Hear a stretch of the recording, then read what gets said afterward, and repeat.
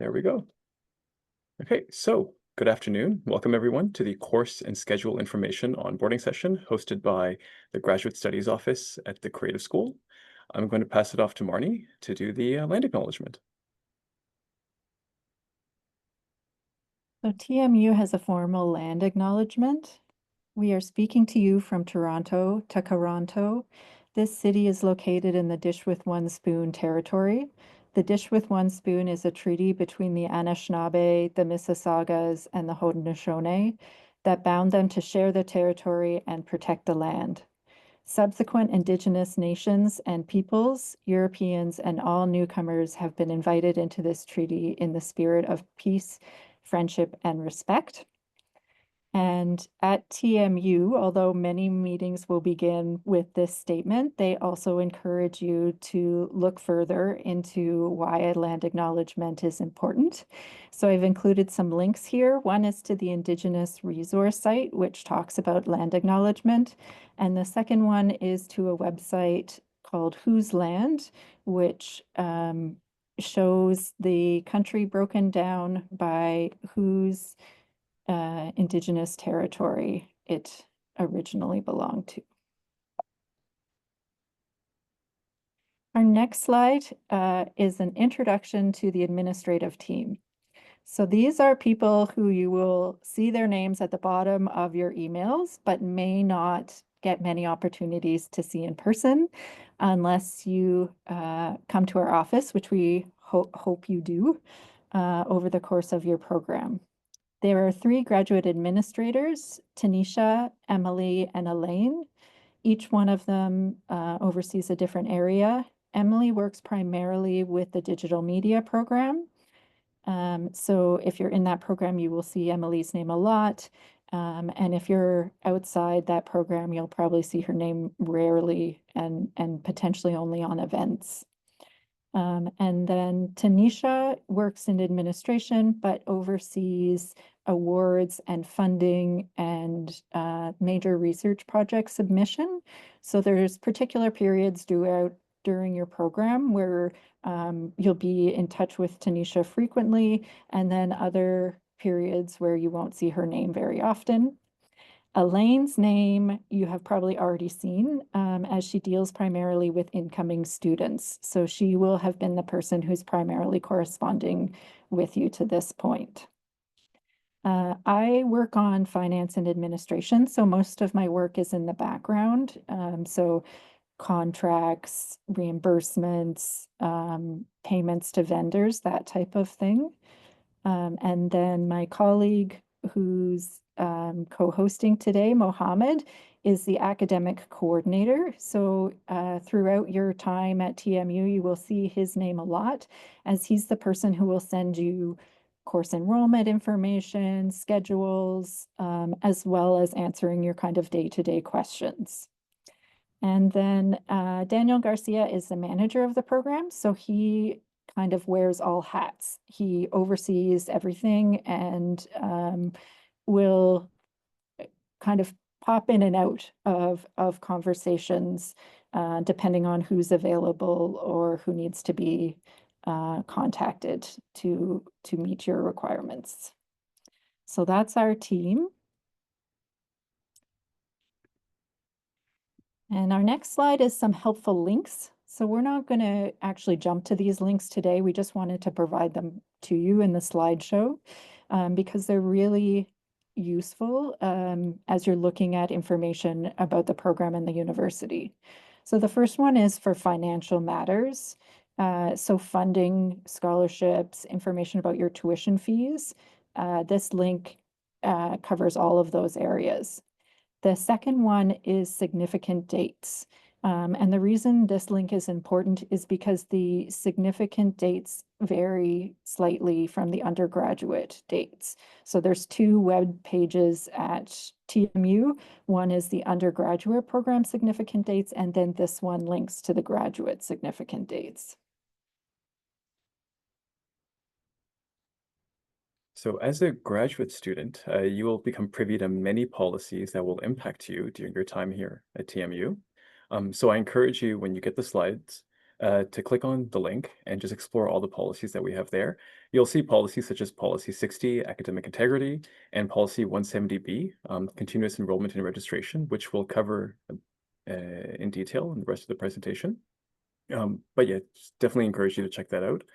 The graduate calendar is a space online where you'll find course descriptions and the curriculum requirements for all the programs at TMU.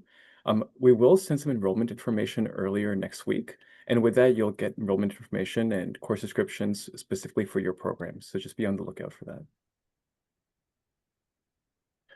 So enrollment timeline and process. As a graduate student, you are required to maintain continuous registration and enrollment until you graduate, including the spring and summer term.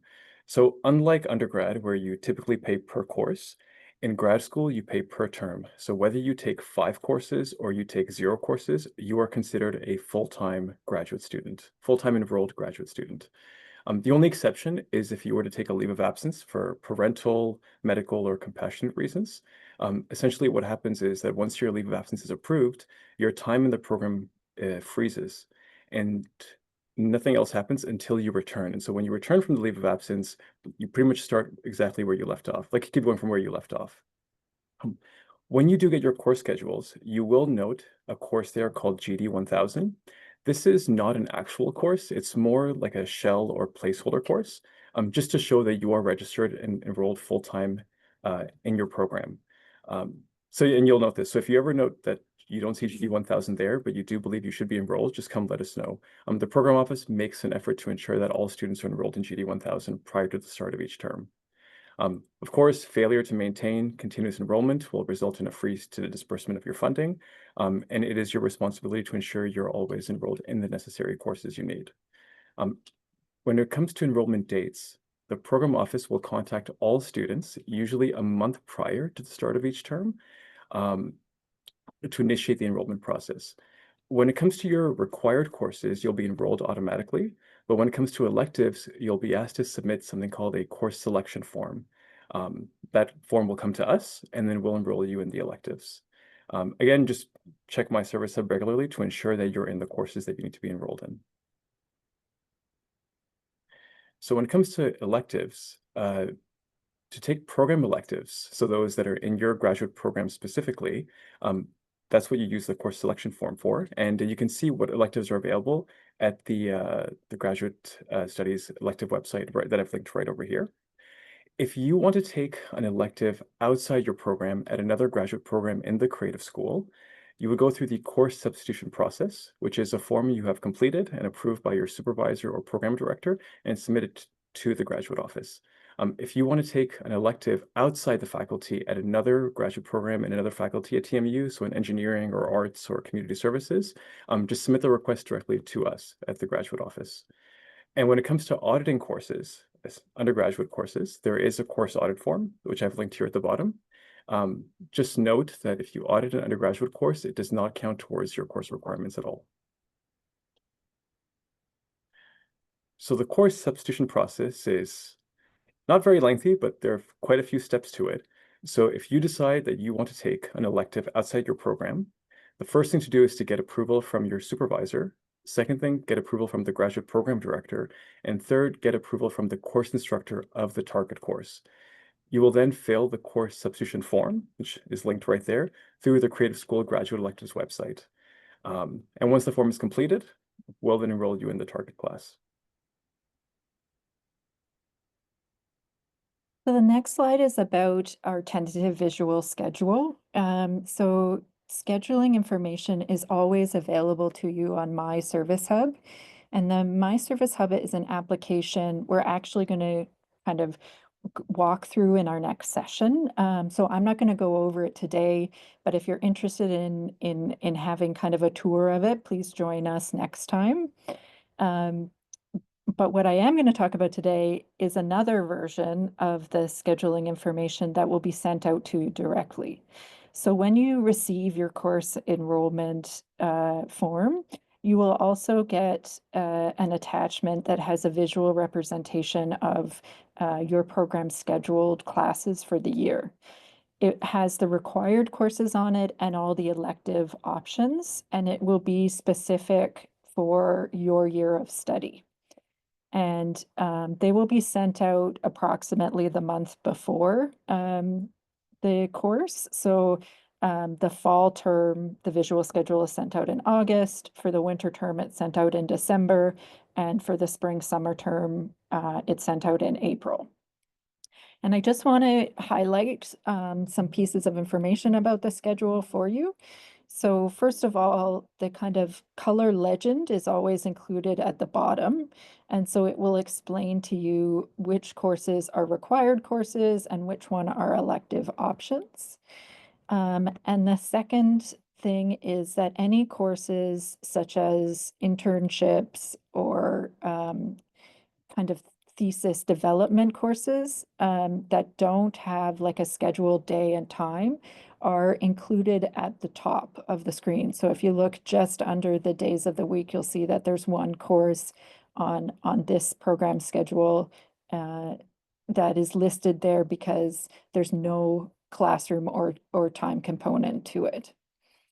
And then the next thing I wanted to mention is that the scheduling information sometimes changes. And so we do everything we possibly can to make sure that the information is accurate and finalized before we send out this schedule to you. But occasionally there are last minute changes. So we always include the date that the schedule was last updated in case you get an email from your professor providing a newer version. You can reference that date to know when this is accurate from. And the last thing I just want to mention is that the link that Mohammed spoke about that goes over all of the graduate course electives is also provided on the visual schedule. And that is because the electives for your program and your year will be shown visually on the schedule, but electives that are creative school electives, but outside of your specific program, if you go to that link, it'll list the dates and times for them. They won't be included in the visual schedule. And then the last thing that we're going to speak about today is the plan of study and the progress review. So linked here is Senate Policy 170B, and Mohammed spoke about the fact that the Senate policy reviews the fact that graduate students need to be continuously enrolled. It also talks about two forms that are graduation requirements for all graduate students at TMU. One of them is called the Plan of Study, and the second one is called the Progress Review. So the plan of study is done once in your first term of study, and you'll receive the request to complete the plan of study as an email. It'll have a link to a Google form in that email, and it'll be sent to you in August and due back kind of mid-September. And it's all you need to do to complete the plan of study is complete the Google form that's linked there. And then in October, you'll receive for your records a PDF version of this form. The second form, the progress review, is completed annually. So if you're in a one-year program, you'll complete one progress review. If you're in a two-year program, you'll complete two. If you're in the PhD, you'll complete four. And it's always completed in the winter term. So we'll send it out before the term begins in December, and it's due back in the first couple of weeks that you return after the winter break. And then a PDF copy again will be returned for your records in February.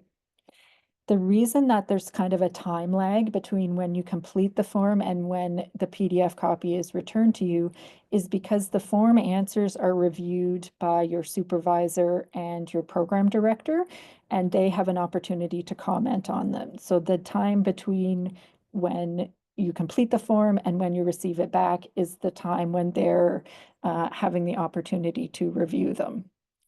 So it's kind of helpful for these forms because they sound complicated, but they actually are quite simple for me to show them to you. So I'm just going to, oh, my link's closed. I'm just going to take a moment to open up links here. I'm sorry for the delay.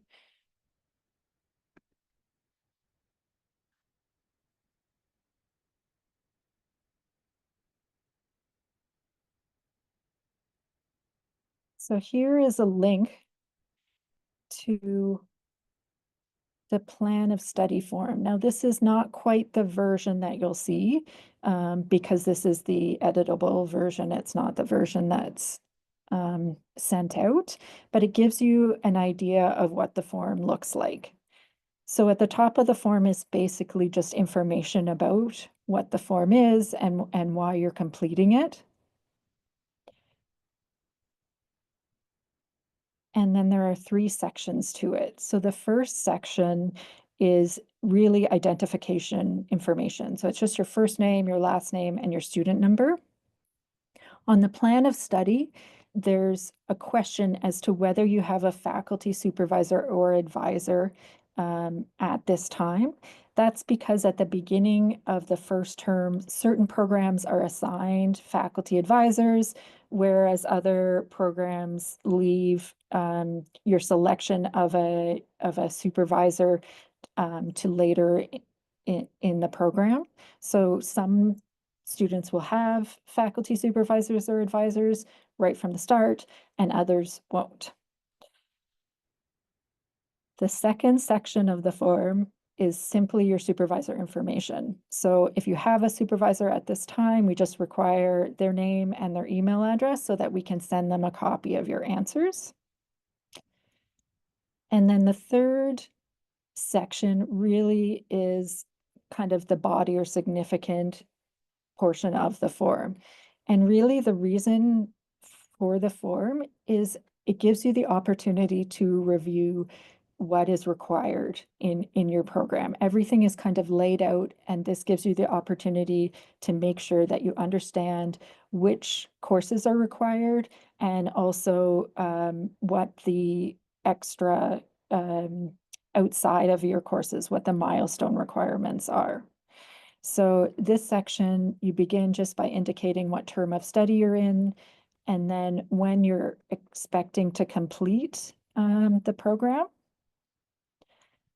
Then if your program has an area of specialization, you indicate which area you're in.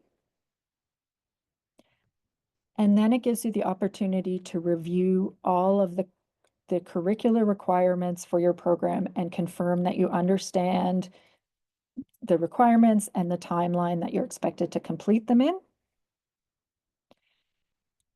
It then gives you an opportunity to kind of indicate any electives that you're interested in. And this is just like general information. This is not a course enrollment, so no one will hold you to the electives that you list here. It's just the opportunity to provide which area of electives or specialization you're currently interested in when you start the program.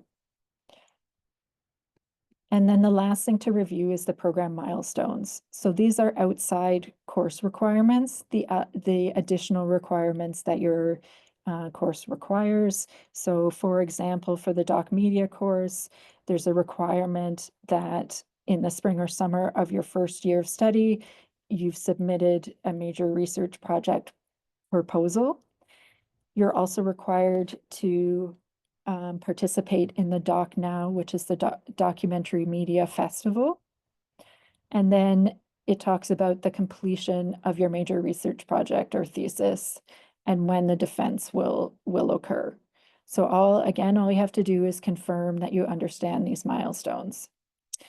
And then the last question on the form just allows you to provide any comments or feedback that you have at the start of the program. So that's really all there is to the first form.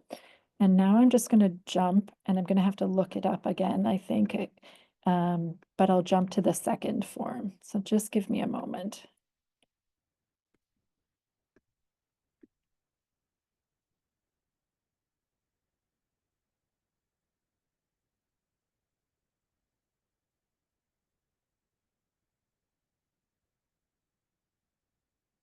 So again, this is the editable version, so not exactly the version that you will see, but of the progress review. So the progress review is kind of a follow-up to the plan of study. In the plan of study, you indicated that you understand the program requirements. In the progress review, you indicate where you are during in that process. So the initial part, again, is just identification information. And then it goes through what of the requirements you have currently completed. So which courses have you currently completed and which term did you complete them in? And then instead of indicating which electives you would like to take, you indicate which electives you have completed.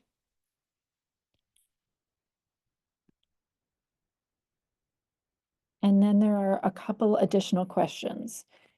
Do you have any incomplete grades at this time? Have you received any financial assistance at this time? Can you indicate your progress to date and your objectives for next term?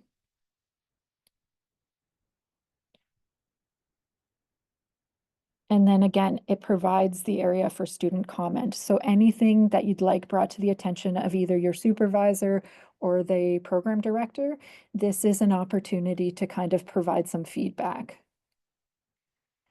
And then the last part of this form is the supervisor advisor name and email. And the difference between the plan of study and the progress review for the supervisor component is that now it's not optional. Now it's mandatory because at this point, most students will have a supervisor and advisor. And if you don't have one, it will advise you on the email that you receive to indicate NA, it's not applicable, but it will give us the opportunity to know that you've not been able to secure a supervisor at this time and help us to let the program director know which students are struggling to kind of find a faculty member that matches their area of interest so that then we can provide some support and help you. And that's all there is to that. So I'm just going to jump back to our slideshow.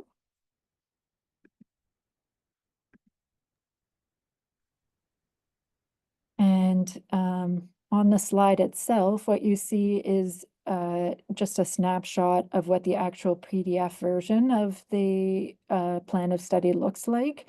So it'll be very similar information to, I mean, it'll be exactly the same information that you received in the Google form. It's just that the formatting changes slightly, and it just gives you a formal record of your responses as well as the program director and supervisor's response.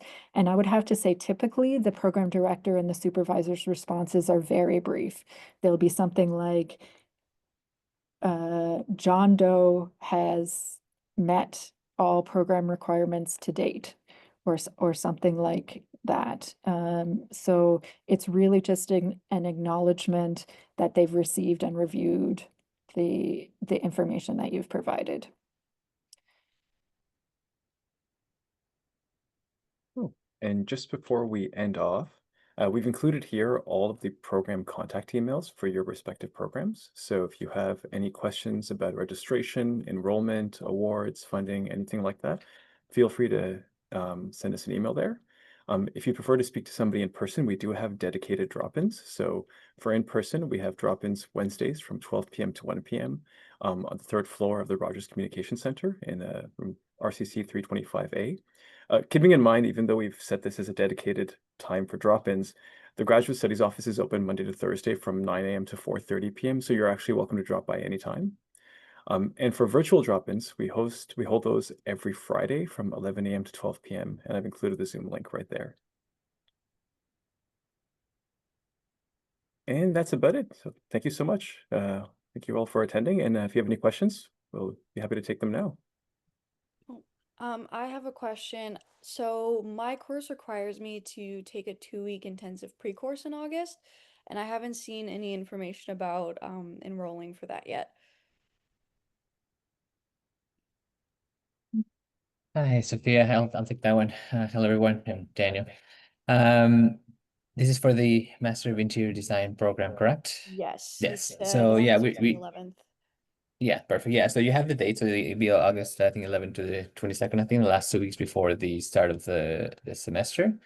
Mhm. The actual enrollment process, we're still trying to finalize how that would look like, just to figure out to give you guys all access, because at that point you're still not matriculated. We're still trying to figure out what the best way to do it. But we will send you basically just an email with, it will either be a Google form or online registration form. It should be pretty straightforward.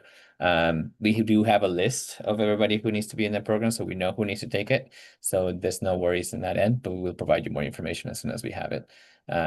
It's this first time running the program, as you can imagine. So we're trying to make sure everything is perfect for you guys. So that's why. But we have your name and everything, so don't worry about that. We'll get you set up once it's time. And Elaine will more than likely will be the one sending the email from the program email account once we have the information. Okay. And then is there anything that needs to be done prior to receiving that email? I've already paid my deposit, but are there any other fees I need to look out for? My transcripts are coming from the UK and they're in transit at the moment. Do those need to have arrived by then? Like, just checking in. Yeah, so I mean, overall, that this applies for everyone. For admissions to clear your admissions conditions. So the first step is obviously paying your tuition deposit, which you said you made. So that's great. Next step is clearing any admission conditions. So those are listed on the your offer of admission letter. So like you mentioned, the transcripts, that's probably the most common one for everyone. Basically, we just need the official transcripts that come to the graduate admissions office. Once they come in, they will review them, add them to the file. Once they do that, you will get a email confirmation from them, Okay. saying your admission conditions have been cleared or approved or whichever. Same thing if you have not submitted them by a certain day, you'll get a reminder email saying, "Hey, we haven't received those." It does take a little bit of time, especially with paper documents, like physical documents, because they have to go through the mail, obviously, and then eventually they go into the queue and reviewing them now. And graduate admissions, just to give you guys context, they're reviewing all the transcripts for the entire graduate studies programs, not just our faculty. So it does take a little bit of time. In terms of timeline, as long as you have them before the mid August, you should be fine. Because at that point, that's when we begin matriculating students, which basically matriculation is the process of converting your account from an applicant to a active student. That usually happens around mid August, around the 14, 15, somewhere around there. If they don't get it by then, you probably get a reminder, and as long as we get them before the start of the term, that should be fine. But we can look into that if that's the case. Same with any other requirements. So there can be a transcript. You could maybe submitting any other, for example, Sophia, you were mentioning the foundation courses. So those ones usually have to be clear as well. And for that, we'll usually provide the information to graduate admissions at our end once the courses are completed. So that should be pretty straightforward, and that will happen at the end of August as well. Okay. I Um, have one final question. I was just mhm. looking at the one of the links you guys sent with all the tuition fees. Just as a reminder, are those fees per term? Like, is it like 11 to like 13K per term, or is that per year? Per year. Okay, Yeah, just so the wanted to fee is double listed check on the that. website, and we can put the website on the chat in a second, and I'll add it in there. They are always by year, and this applies to all the programs, by the way. So all the fees that you see on that website, they're always by the year. If you click on you can actually break down the fees a little farther than if you need to. So what you would do is you search in the site, and I'll start looking for it in a second. I'll put it on the chat, but you're able to find your program. They'll give you the total amount per year, let's say 11,000, like you mentioned, Sophia. When you click on the description, it will actually open up an Excel sheet or a Google sheet or something like that with a breakdown by term. So you'll actually see how much you're going to charge in the fall, how much you're going to charge on the winter, and then the spring. Very important to note, for most of our programs, you are enrolled 3 terms in a row, so it's 3 payments: fall, winter, and spring. If any of you are getting OSAP or student loans and things like that, normally there's only 2 payments in your student loans, fall and winter for OSAP, for example. So just keep in mind to budget accordingly, because you still have to pay tuition on the spring. Just as a quick reminder, we did have an OSAP information session last week. We'll post a recording on the onboarding website as well, so in case you want to take a look at that. But yeah, there's 3 payments for the tuition, and it's a flat rate. For anybody here who's doing a 5-term program in the second year of your program, if you're only taking fall and winter, then you will only pay for the fall and winter terms since you're not enrolled in the spring summer. But for everybody else, if you're doing 3 terms or 6 terms, you'll basically do for 1 year it'll be 1 year payment. If it's 2-year program, on the 2 years of tuition. Usually the tuition website is updated around this time, July and August, for the upcoming academic year. Thank you so much. What's that website, sorry, where the thing Yep. will be posted? I will add it in the chat in a second. I'm trying to find it. Give me a second. Thank you. You're welcome. Leba, do you have a question? Yes, please. I wanted to inquire about the deadlines for the courses, like, you know, the form that we have to fill to request what courses we want to do in terms of the regular courses as well as the electives. Would you guys be giving us like a date to ensure that I can get the electives that I want? So the course selection forms, we'll actually be sending those out next week, early next week, to all of you. Okay. So there you can select the courses that you want to take. For the required courses, you'll be enrolled automatically into those. So it'll really be more so for the electives. Okay, got And you'll also see in each course selection form, we've embedded like the visual schedule as well, like what Marnie showed you. So you'll see what the timings are for the courses and how that would fit into your schedule. Okay. And the deadline for that would be August 10th. So I'm just telling you now, but you'll note it on the form as well. Once you Okay, get it, you'll have just about a little under a month. Okay, perfect. So just so I understand correctly, you guys will be sending us that form next week, and then that whole thing is due on August 10th. Yeah, by August 10th. Yeah. Perfect. Thank you. And I just wanted to add one thing about the elective courses. So the electives outside of your program, if the program that those electives belong to, those students have priority there. So I think that would be the only reason you wouldn't be able to take an elective of your choice, is if it's already full with the students from the program. Is that correct, Mohammed? There's no other. And same would apply to electives outside the faculty and like a different faculty as well. Yeah, they're usually dedicated for those students and those. But yeah, if there's spaces are open, and it does happen quite often, so spaces are available, then there's usually no issue as long as the necessary approvals are obtained. Sammy, you have a question. Yes, hi. So just wanted to clarify in terms of choosing the courses, we don't have to do it ourselves on the My Service Hub where it says manage classes. It's just that form that we fill out. That's how we select the courses. We don't manually, I guess, put them into that Service Hub website. Is that Yeah, correct? that's right. It'll be through the form. Exactly. Got it. And we'll do it for you. And in August, is that when, are we choosing our courses for the entire year, or it's just for that first term and then we do that same process again in the winter for the next term and the summer term? Or is it this period we're choosing for the courses for the whole entire year? Yeah. So just for the fall term. So when it comes to the winter term, you'll receive sort of a similar course selection form in like early December. Okay. Early December, end of November. So we'll touch base with you then with separate forms that highlight the electives and courses that are available for the winter term, and you just do the same process again. Got it. Thank you so much. Yeah, my pleasure. And just to plug our next session, so that My Service Hub, you don't need to enroll on that form, but it is the place where you can check to make sure that the courses that you're enrolled in the correct courses. And on July 23rd, when we have our next session, we'll be going over where you can see that on My Service Hub. Does anyone else have? Oh, go ahead. I did see a question by Anna. I know, Daniel, you responded to it. For the visual schedule, it will be embedded in the course selection form that you receive next week. So you'll see it there. But you're free to email beforehand if you'd like to, if you'd like to get a separate copy of it.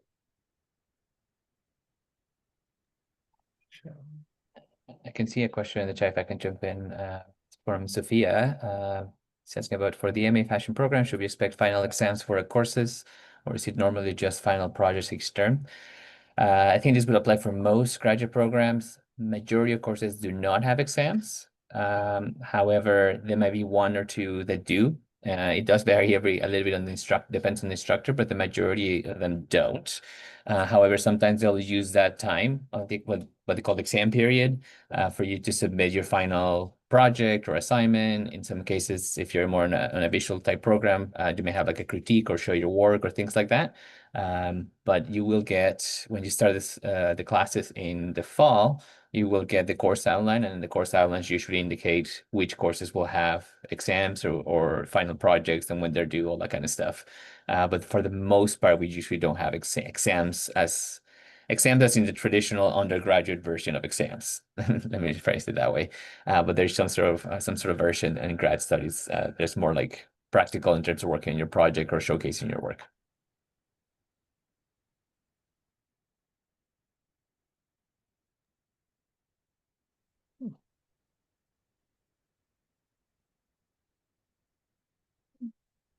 Are there any other questions? I see another one on the chat. If I can jump in, Marnie, is that okay? Yeah, go ahead. It's from Nicole. CV's coming on clearing conditions. I had transcript coming from my UK exchange, and they had an automated online form to request and send out transcripts digitally. Perhaps UK schools have the option as well as to quicken process. Yeah. So so it is possible to send your transcripts digitally. You just have to, and I can put the email in the chat in a second that you have to use. It's the same process. You basically, as long as they come directly from the institution into graduate admissions, that's perfectly fine, either by mail or digitally. Every university is slightly different, so do check with your university if that is an option from them. And I will put the email that you'll need to use for those situations in the chat in a second.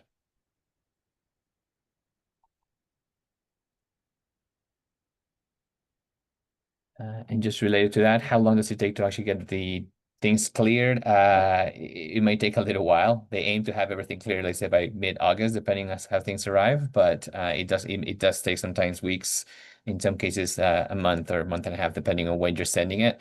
As you can imagine, a lot of the programs send everything at the same time, so sometimes it's a little bit backlog. But we'll try to clear it as soon as possible.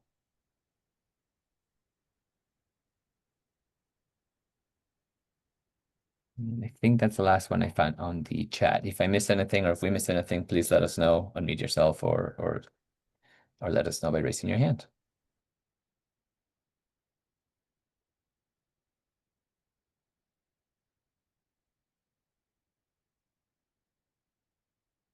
Okay. Well, thank you for joining us today. I hope it was informative. And as Mohammed mentioned, we'll send you the slides as well as a link to the recording if there's any information that you want to look over. And I said the next section was on My Service Hub, but that is incorrect. There is a session on July 15th for SHRC applications. So those are for some of the larger funding opportunities that you can apply for. So please join us for that. And the link is at the bottom of the page to navigate to which sessions are upcoming. And then July 23rd is starting your online identity, and then some kind of housekeeping. So your one card, your email address, we'll walk through all of those components of getting started for the first term. So please join us that day as well.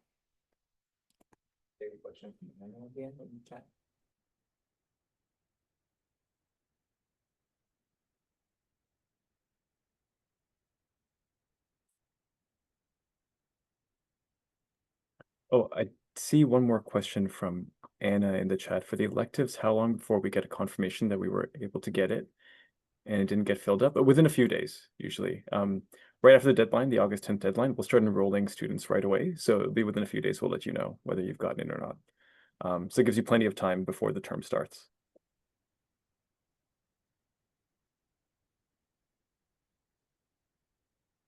Okay, So I guess if there are no further questions, Marnie, did you have anything else to add? Or I think we're good to go. No. Yeah, Okay. have a lovely day, everyone. Thank you for joining us.